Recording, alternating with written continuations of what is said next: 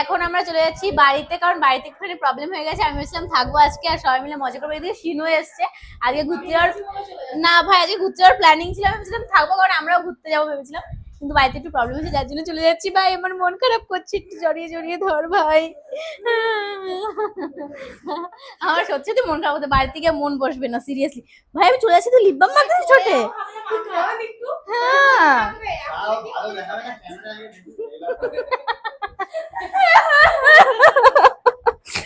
যাস না,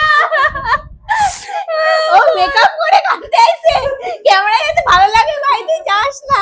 তো যাই হোক, আবার আমাদের দেখা হবে, আবার আমরা একসাথে হব। তো